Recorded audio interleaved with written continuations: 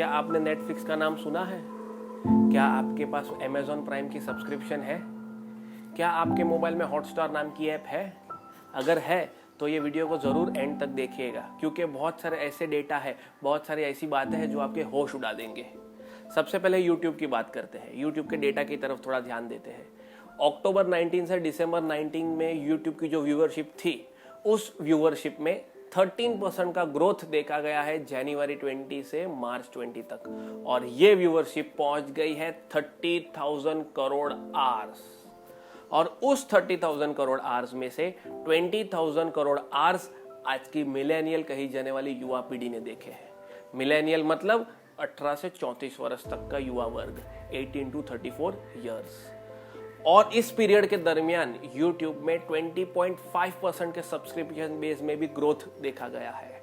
और सबसे चौंका देने वाली बात यह है कि टोटल व्यूअरशिप में से 90% व्यूअरशिप मोबाइल में देखी गई है। तो देख सकते हैं कि लॉकडाउन के दरमियान YouTube की इंपॉर्टेंस कितनी बढ़ गई है। फिर आते हैं नेटफ्लिक्स के ऊपर। अप्रैल 2019 के फर्स्ट क्वार्टर में नेटफ्लिक्स का प्रॉफिट था अप्रॉक्स 2650 करोड़ रुपीस, 2650 करोड़ रुपए। और वही नेटफ्लिक्स का प्रॉफिट 2020 के फर्स्ट क्वार्टर में पहुंच गया है 5459 करोड़। आप सोच सकते हैं कि 100% से ज्यादा की ग्रोथ मिली है उन्हें। एक छोटा सा अगर हम कंपैरिजन करें तो के मंगलयान जो हमने मिशन किया था उसकी टोटल लागत थी 450 करोड़ रुपीस, और नेटफ्लिक्स के फर्स्ट क्वार्टर का नेट प्रॉफिट अप्रॉक्स था 5459 करोड़ रुपीस। मतलब मंगलयान जैसे 10 से 11 मिशन हम कर सकते हैं, उतना प्रॉफिट नेटफ्लिक्स ने कमाया है। तो ऐसा क्यों है कि हमें ये OTT प्लेटफॉर्म्स मतलब ओवर द टॉप प्लेटफॉर्म्स के हम आदी हो गए हैं, हम एडिक्ट हो गए हैं? ऐसा वो क्या दिखाते हैं कि हम उन्हें देखे बगैर रह नहीं सकते? 3-4 चीजें हैं। सबसे फर्स्ट, विशफुल आइडेंटिफिकेशन, मतलब वो ऐसा दिखाते हैं जो हमारे लाइफ में मिसिंग है, या जो हमारी डिजायर है, जो हमारी चाह है, जो हम बनना चाहते हैं, जो हम हमारी लाइफ में चाहते हैं। दूसरा, वो ये दिखाने की कोशिश करते हैं जो रियलिटी है, जो हमारी जिंदगी के नजदीक है। तो या तो हम जो चाहते हैं या जो एक्चुअली में है, ये इतनी अच्छे से प्रेजेंट करते हैं, ये इतने अच्छे से अपना कंटेंट डिजाइन करते हैं कि हम उसके आदी हो जाते हैं। सेकंड, इनका जो कंसेप्ट होता है वो एकदम ही एंगेजिंग होता है। वो अपना हर एपिसोड ऐसे एंड करते हैं कि हम अगला एपिसोड देखने पे मजबूर हो जाते हैं। एक समय था जब हम एक एपिसोड देखने के लिए पूरा एक वीक, पूरी एक सप्ताह राह देखते थे।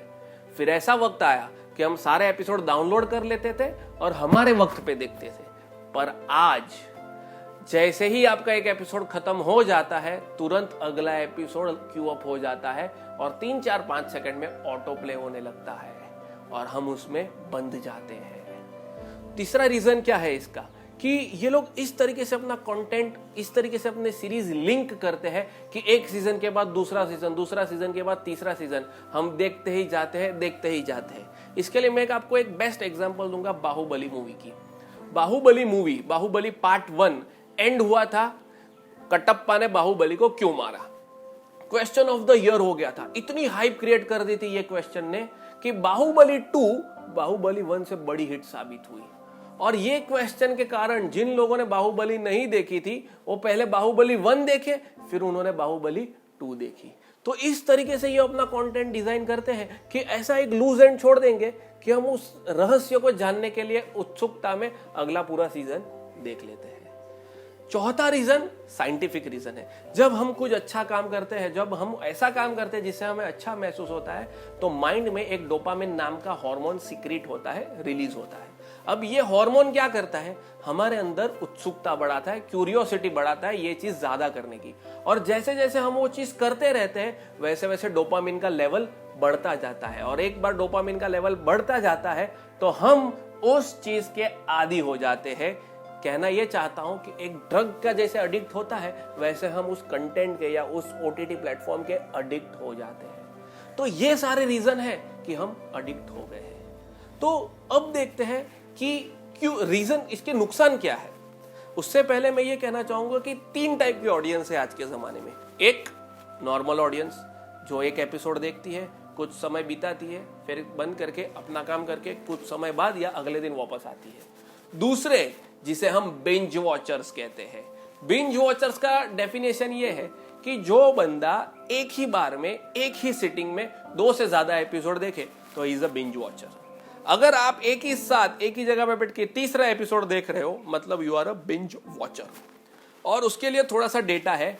आज के 90% मिलेनियल्स ने कन्फेस किया है कि वो एक बिंज वॉचर्स है। और उस 90% में से 38% मिलेनियल ने माना कि वीक में एक बार, कम से कम एक बार हम बिंज वॉचिंग करते हैं। और बिंज वॉचिंग के साथ आती है बिंज ईटिंग। अगर सिंपल भाषा में कहूं, बिंज मतलब एक्सेसिव, जरूरत से ज्यादा। बिंज वॉचिंग का नुकसान क्या है?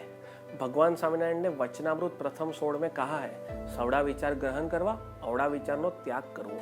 तो बिंज वॉचिंग करने से हमारे दिमाग के आजू बाजू एक दीवार बन जाती है, जिससे के कारण सकारात्मक विचार अंदर नहीं आ सकते और नकारात्मक विचार बाहर नहीं जा सकते, और हमारा पूरा थिंकिंग पैटर्न चेंज हो जाता है और हम जो दिखा रहे हैं उसी एंगल से सोचने लगते हैं और क्या सही क्या गलत उसकी समझ खो बैठते हैं। और तीसरी कैटेगरी है बिंज रेसर्स।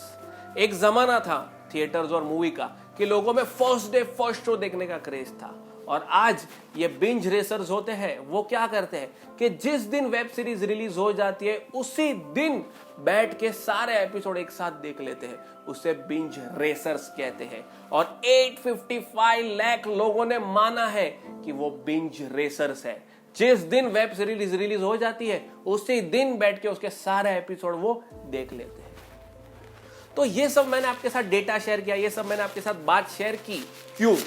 क्योंकि इससे होने वाले नुकसान के कारण, अप्रत्याशित इंटेंजिबल नुकसान कि हमें अभी नहीं दिखता है, लेकिन जो नुकसान होते हैं आगे जाके। सबसे पहला, अमेरिकन फिजिकल हेल्थ एसोसिएशन एफा ने 408 लोगों पे रिसर्च किया था। इनमें से 134 लोग बिंज वॉचर्स थे और 266 लोग नॉर्मल ऑडियंस थे। तो उन 134 बिंज वॉचर्स का स्ट्रेस, एग्जाइटी, डिप्रेशन लेवल बाकी 266 लोगों से ज्यादा पाया गया। डॉक्टर स्टीफन केविंस नाम के एक डॉक्टर, उन्होंने ये माना कि जो बिंज वॉचर्स है उनमें इनसोम्निया मतलब नींद ना आना, फटीग मतलब सुबह उठ के थकान महसूस होना, तीसरा पुअर क्वालिटी ऑफ स्लीप, जितना सोते हैं लेकिन उसमें भी स्लीप क्वालिटी इतनी खराब होती है कि हम सेटिस्फाई नहीं होते। बिंज वॉचिंग करने से ये नुकसान होते हैं।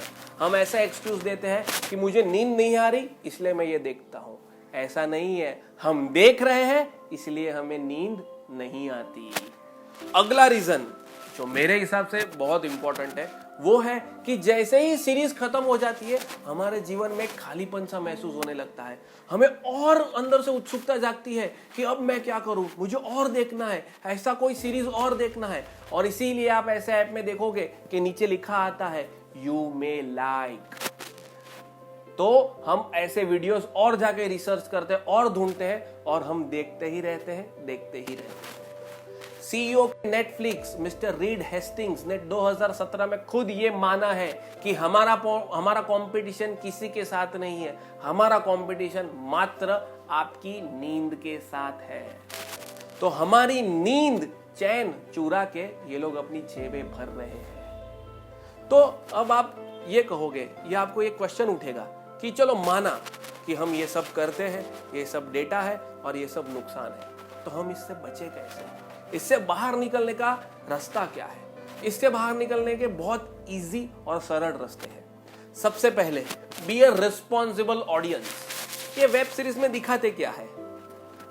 न्यूडिटी, वल्गैरिटी, एब्यूसिव लैंग्वेज, हमारे इंडियन कल्चर के विरुद्ध जो कि लिव इन रिलेशनशिप है, physical relationship between before marriage है, ये सब चीजों को बढ़ावा देते हैं, ये सब चीजें सिखाते हैं। तो हमें एक रिस्पॉन्सिबल ऑडियंस बनना है। आज तो ये मिलेनियल है, इन्हें डिसाइड करना है कि क्या सही है क्या गलत है। जो नहीं देखना है वो नहीं देखना है, जो गलत है वो गलत है। हमें हमारा कल्चर पकड़ के एक रिस्पॉन्सिबल ऑडियंस बनना है। सेकंड, हम जो भी फील्ड में हो, हम स्टूडेंट हो, हम प्रोफेशन में हो, हम जॉब करते हो, तो हमारे में जो कमियां हैं हमें उन्हें ओवरकम करने में मेहनत करनी चाहिए ये लॉकडाउन के दरमियान। और हमें नए नए स्किल सेट डेवलप करने चाहिए जो कि हमारे करियर में हमें काम लगे। तीसरा कि एक हमारे जो गुरुजी है हरिप्रसाद स्वामी जी, वो कहते हैं कि work while you work, play while you play. बहुत ही फेमस इंग्लिश का प्रोवर्ब है। तो वो हमें सिखाते हैं कि जो टाइम पे जो करना है आपको वही चीज करनी चाहिए। तो आप कोई भी सक्सेसफुल पर्सन उठा लीजिए, may it be mister Steve Jobs, may it be mister Bill Gates, may it be mister Ratan Tata, वो आज जो है उस मुकाम पे है क्योंकि उन्होंने सही समय पे सही काम किया है। तो अगर हमें उनकी लाइफ से भी सीख लेनी है तो हमें यही सीख लेनी चाहिए कि ये सही समय है और सही काम हमारे प्रोफेशनल और पर्सनल ग्रोथ करने में। तो हमें उन चीजों पे फोकस करनी चाहिए, ना कि ये ओटीटी प्लेटफॉर्म्स पे। और लास्ट रीजन, आज हमारे पास स्पिरिचुअल इतनी सारी बुक्स है, स्वामी जी के ऑडियो वीडियो डिस्कोर्सेस है, हमें उसमें भी थोड़ा सा इंटरेस्ट लेना चाहिए, उसमें भी थोड़ा सा लिसनिंग और रीडिंग करना चाहिए, जिससे हमारा डेस्टिनेशन क्लियर हो जाए। तो दोस्तों, मैं यही कहना चाहूंगा कि हमारे पास रास्ता है, हमारे पास सॉल्यूशन है। डिसाइड हमें करना है कि हमें इस पर चलना है कि नहीं चलना है। एक छोटा सा डिस्क्लेमर देना चाहूंगा कि ये जो भी डेटा कहा है ये इंटरनेट पे फ्रीली अवेलेबल है। हम लोग ने सिर्फ कंपाइल करके एक लाइन ड्रॉ करने की कोशिश की है कि where you have to end. तो हमारा किसी से भी कोई पर्सनल कोई इश्यूज नहीं है, सिर्फ एक लाइन ड्रॉ करने के लिए हमने ये डेटा यूज किया है। जय सोमनारायण।